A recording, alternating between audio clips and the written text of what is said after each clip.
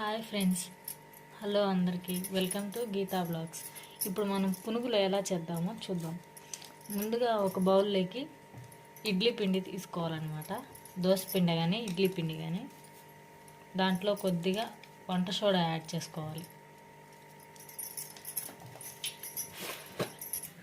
కొద్దిగా సాల్ట్,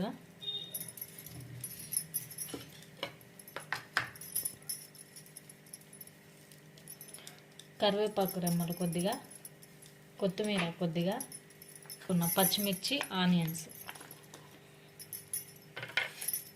ఇవన్నీ వేసి బాగా మిక్స్ చేయాలన్నమాట.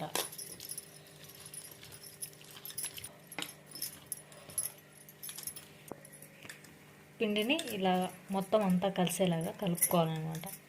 పిండి కలుపుకొని పక్కన పెట్టేసుకున్న తర్వాత ఒక ప్యాన్ పెట్టి ప్యాన్లో ఆయిల్ పోసి హీట్ చేసుకోవాలన్నమాట. ఇలా చిన్న చిన్న ఉండలాగా ఆయిల్ హీట్ అయిన తర్వాత ఆయిల్లో వేసుకోవాలి.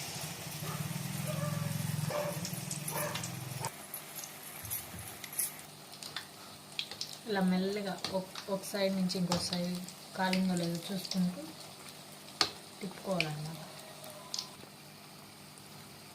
ఇలాగ లైట్ గోల్డెన్ బ్రౌన్ కలర్ వచ్చేంత వరకు వేయించుకోవాలన్నమాట. మంటని సిమ్లోనే పెట్టి వేయించుకోవాలి, హై ఫ్లేమ్లో పెట్టకూడదు, ఎందుకంటే మాడిపోతాయి అన్నమాట.